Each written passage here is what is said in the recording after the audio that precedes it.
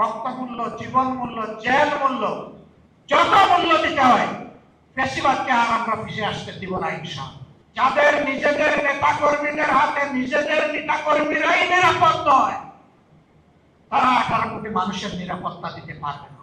গোগো, তুমি একবার জনগণের ধান খেয়েছো, আবার খাওয়ার চিন্তা করো না। এবার আসলে ঠিকই তোমার লেজ, ঠিকই তোমার পা, ঠিকই তোমার ডানা অবশ করে দেওয়া। তখন ওদের মুখ চিপিয়ে যুদ্ধ করার সিদ্ধান্তই ফ্যাসিবাদীদের কলিজায় কাপড় ধরিয়ে দেওয়ার জন্য যথেষ্ট। আমরা বিশ্বাস করি এই প্রজন্ম যথাযথভাবে ফ্যাসিবাদের বিরুদ্ধে এখনো তাদের অবস্থান স্পষ্ট। আমরা তাদের সাথে আছি, তারা আমাদের সাথে আছে। আমরা আপনাদেরকে কথা দিচ্ছি, প্রিয় বাংলাদেশে রক্ত মূল্য, জীবন মূল্য, জেল মূল্য, যত মূল্য দিতে হয় ফ্যাসিবাদকে আর আমরা ফিরে আসতে দিব না ইনশাআল্লাহ। এবং এই লড়াই কোনো দলের জন্য নয়, গোষ্ঠীর জন্য নয়, ব্যক্তির জন্য। মদ জায়গায় থাকবে আর শুধু বোতল পরিবর্তন করা হবে, এটা বলছে। আমাদের এই জেনজিরা একজনকে সরাইয়া আরেকজনকে বসানোর জন্য এখানে আন্দোলন করে নাই। তারা ব্যক্তির এবং লিঙ্গের পরিবর্তন করার জন্য এই যুদ্ধ করে নাই, লড়াই করে। তারা লড়াই করেছে যে বন্দোবস্ত এই জাতিকে ফ্যাসিবাদের চাতাকলে পিষ্ট করেছিল, সেই বন্দোবস্ত পরিবর্তনের জন্য। আমাদেরও লড়াই তাই। আমরা বিশ্বাস করি ন্যায় এবং ইনসাফের ভিত্তিতে একটা দেশ এবং জাতি গঠন করতে হলে একটা দলের নিজের ভিতরেই আগে ন্যায়, ইনসাফ এবং গণতন্ত্রের চর্চা হতে হবে।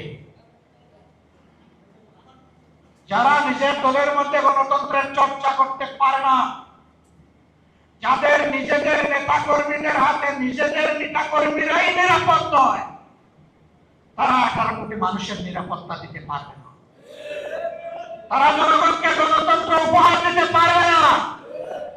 তারা ন্যায় এবং ইনসাফ জাতিকে উপহার দিতে পারবে না। জনগণ ঠিকই বুঝেছে, 24-এ জনগণ ঠিকই রায় দিয়েছে।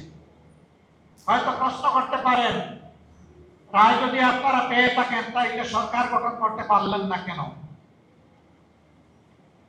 আমাদের রায়কে হাইজ্যাক করা হয়েছে, ডাকাতি করা হয়েছে, জনগণকে অপমান করা হয়েছে এবং ইতিমধ্যেই তার রাজসাক্ষীও পাওয়া গেছে।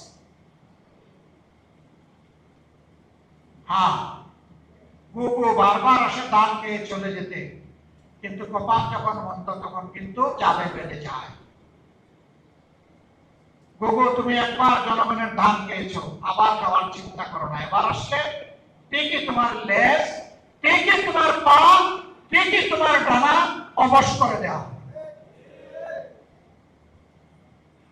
বলবেন যে আপনাদেরকে জনগণ ভোট দিয়েছে, তার প্রমাণ কি?